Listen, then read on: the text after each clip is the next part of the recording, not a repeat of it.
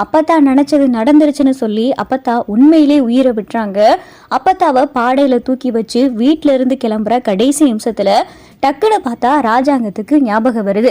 எல்லாரும் ஒரு நிமிஷம் பொறுங்க அப்படின்னு சொல்லி ராஜாங்க சொல்லவும், என்னையா நேராச்சே கிளம்பணுமே அப்படின்னு சொல்லி இங்கே பாட தூக்குறவங்களாம் சொன்னதும், ஒரு நிமிஷம் பொறுங்க அப்படின்னு சொல்லி ராஜாங்க வேகமாக உள்ளே போகிறாரு. எங்கே போறீங்க அப்படின்னு சொல்லிட்டு மோகனா கேட்கவும், அண்ணே எங்கே போறீங்க அப்படின்னு சொல்லி சன்னாசி கேட்கவும், சன்னாசி மோகனா எல்லாரும் என் கூட வாங்க அப்படின்னு சொல்லி ராஜாங்க கூப்பிட்றாரு. என்னங்க என்ன அப்படின்னு சொல்லி இங்கே மோகனா கேட்கவும், ஆத்தா சொல்லியிருக்குல என்னுடைய கடைசி ஆசைன்னு ஒன்று இருக்கு, அதை ட்ரங்கு பெட்டிக்குள்ள எழுதி வச்சிருக்கேன், அதையும் என் கண்ணு முன்னாடி நிறைவேற்றினதுக்கு அப்புறமா தான் என்னைய கொண்டு போய் அடக்கம் பண்ணணும் அப்படின்னு சொல்லி ஆத்தா அன்னைக்கு சொல்லுச்சுல அப்படின்னு சொல்லி ராஜாங்கம் அழுதுகிட்டே சொல்லவும், ஆமாங்க அத்தைய ட்ரங்கு பெட்டி வாங்க அப்படின்னு சொல்லி மோகனா வேகமாக கூட்டிட்டு போறாங்க. ட்ரங்கு பெட்டியை பார்த்தா திறந்து பார்க்குறாங்க. அந்த ட்ரங்கு பெட்டிக்குள்ள ஒரு லெட்டர் இருக்கு. அந்த லெட்டரை எடுத்து வேகமாக ராஜாங்க படிக்கிறாரு. அதில் பார்த்தா சேதுவையும் தமிழ்ச்செல்வியும் சேர்த்து வைக்கணும், அதுதான் என்னுடைய கடைசி ஆசை, அப்படி நிறைவேறலைன்னா என்னுடைய ஆத்மா சாந்தி அடையாது அப்படின்னு சொல்லி அப்போ எழுதி வச்சிருக்காங்க. அந்த லெட்டரை பார்த்துட்டு இங்கே ராஜாங்கம் கதறி எழுதுகிட்டு இருக்காரு. சேது வேகமாக ஓடியாரு. அப்பா என்ன பாச்சு அப்படின்னு சொல்லி சேது கேட்கவும், ஐயா சேது இதை படிச்சு பாரியா அப்படின்னு சொல்லி ராஜாங்க கொடுக்கவும், சேதுவும் பார்த்தா படிச்சு பார்க்குறாரு. தமிழ்ச்செல்வி கூட சேது சேர்ந்து வாழணும் அப்படின்னு சொல்லி அப்பத்தா ஏற்கனவே 2 நாளைக்கு முன்னாடி சொல்லிக்கிட்டே இருப்பாங்க. ஆமாப்பா அப்பத்தா 2 நாளைக்கு முன்னாடி சொல்லிக்கிட்டே இருந்துச்சு, அவள் என்ன தப்பு பண்ணாலும் பரவாயில்ல, அவள் நம்ம குடும்பத்துக்கு எம்பிட்டோ நல்லது பண்ணியிருக்கா, அவளோட சேர்ந்து வாழுன்னு என்கிட்ட சொல்லிக்கிட்டே இருந்துச்சு, நான் தான் கேட்கவே இல்லை, கடைசியில் அப்பத்தாவுடைய கடைசி ஆசை இதுவா இருந்திருக்கே அப்படின்னு சொல்லி சேது பார்த்தா அப்படி கட்டி பிடிச்சி அழுதுகிட்டு இருக்காரு. அப்பதான் ராஜாங்க அழுதுகிட்டே போய் தமிழ்ச்செல்வியை கூட்டிட்டு வா அப்படின்னு சொல்லி ராஜாங்க சொன்னதும், அப்பா அப்படின்னு சொல்லி சேது சொல்றாரு, ஆத்தாவுடைய கடைசி ஆசை, ஆத்தா என்ன ஆசைப்பட்டாலும் சரி நான் அதை நிறைவேற்றாம ஆத்தாவுக்கு கடைசி காரியம் எதுவும் நான் பண்ண மாட்டேன், போய் தமிழ்ச்செல்வியை கூட்டிட்டு வா அப்படின்னு சொல்லி ராஜாங்க சொல்லவும், சேதுவும் பார்த்தா தமிழை கூட்டிட்டு வராரு. இதை படி அப்படின்னு சொல்லி சேது சொல்லவும், தமிழை பார்த்தா அதை படிச்சுட்டு கத்தி கதறி அழுதுகிட்டு இருக்காங்க. அம்மாச்சி என்னை மன்னிச்சிருங்க அம்மாச்சி அப்படின்னு சொல்லி அந்த லெட்டரை பார்த்து தமிழ் அழுதுகிட்டு இருக்காங்க. அப்பத்தாவை பாடையில உட்கார வச்சிருக்காங்க. சரின்னு சொல்லி தமிழும் சேதுவும் அப்பத்தா முன்னாடி வந்து, அப்பத்தா அம்மாச்சி நாங்கள் 2 பேரும் சேர்ந்து வாழ்கிறோம் அப்படின்னு சொல்லிட்டு சேதுவும் தமிழும் சேர்ந்து சொல்கிறாங்க.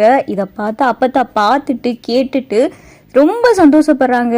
அந்த சந்தோஷத்துலேயே பார்த்தா அப்பத்தாவுடைய உசுரும் போயிருது. கருப்பு பார்த்துட்டு எப்படியோ ஆத்தா நினச்சது நிறைவேறிடுச்சு, அம்மாச்சி நல்லா நாடகம் நடிச்சு இருக்கிற எல்லாத்தையும் ஏமாத்துனது மட்டும் இல்லாமல் வைராக்கியமாக சேதுவையும் தமிழையும் சேர்த்து வச்சிருச்சு. பாடையை பார்த்தா தூக்குறாங்க. அப்பதான் கருப்பு வேகமா உடையாந்து, எல்லாரும் ஒரு நிமிஷம் பாடையை கீழே இருக்குங்க அப்படின்னு சொல்லி கருப்பு சொல்லவும், கருப்பு எதுக்கு பாடை இறக்க சொல்ற அப்படின்னு சொல்லிட்டு சேது ராஜாங்கெல்லாம் கேட்கவோ, மாமா அம்மாச்சி சாகலை அப்படின்னு சொல்லி கருப்பு சொல்லவும், அங்க இருக்கிறவங்களுக்குலாம் ஒண்ணுமே புரியல. என்னையா சொல்ற, சாகலை ஆத்தா, என்னடா உனக்கு கிறுக்கு எதுவும் பிடிச்சி போயிருக்கா அப்படின்னு சொல்லி சன்னாசி சொல்லவும், இல்ல மாமா உண்மையிலே அம்மாச்சி சாகல, அம்மாச்சி எந்திரி அம்மாச்சி, நீ தான் நினைச்சது நடந்துருச்சுல, சேதுவும் தமிழ்ச்செல்வியும் சேர்த்து வைக்கதானே அப்படி நாடகமே நடத்தின, அதான் 2 பேரும் சேர்ந்துட்டாங்களே, எந்திரி அப்படின்னு சொல்லிட்டு இங்க கருப்பு சொல்றாரு. அப்பத்தா பார்த்தா எந்திரிக்காம அப்படியே உட்காந்துருக்காங்க. அம்மாச்சி போதும் அம்மாச்சி எந்திரி அம்மாச்சி அப்படின்னு சொல்லி கருப்பு சொல்லிக்கிட்டே இருக்காரு. எந்திரிக்கவே இல்லை. பக்கத்துல பார்த்தா இங்க கருப்பு போறாரு. அம்மாச்சி போதும், எல்லாருக்கும் நாடகம் தெரிஞ்சிருச்சு, நான் உண்மையை சொல்லிட்டேன், சேதுவும் தமிழும் சேர்ந்துட்டாங்க, அதை நீ பார்த்துட்ட, எந்திரி அப்படின்னு சொல்லி கருப்பு சொல்றாரு. அம்மாச்சி கிட்ட பார்த்தா எந்த அசைவும் இல்லை. அம்மாச்சி அம்மாச்சி அப்படின்னு சொல்லிட்டு கருப்பு ஒரு நிமிஷம் பதறாரு. ஐயோ அம்மாச்சி உண்மையிலே உசுர விட்டுட்டியா அப்படின்னு சொல்லிட்டு கருப்பை பார்த்தா கத்தி கதறி அழுத்துக்கிட்டு இருக்காரு. டேய் கருப்பு என்னடா நடக்குது இங்க அப்படின்னு சொல்லி ராஜாங்க கேட்கவும், இல்லை மாமா அம்மாச்சி நேத்து என்கிட்ட சொல்லுச்சு, நான் நடிக்கத்தான் செய்கிறேன், நீ இந்த மாதிரி வைத்தியரையும் கூட்டிட்டு வந்து என் உசுறு போயிருச்சுன்னே சொல்ல அப்படின்னு சொல்லி வைத்தியக்கார வரும்போதே இந்த மாதிரி தான் சொல்லுச்சு.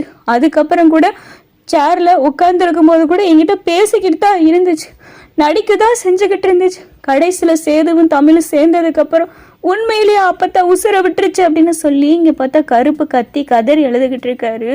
சொன்ன நாடகத்தை இப்படி உண்மையாக்கிட்டியே அப்படின்னு சொல்லி கருப்பு கதறிக்கிட்டு இருக்காரு.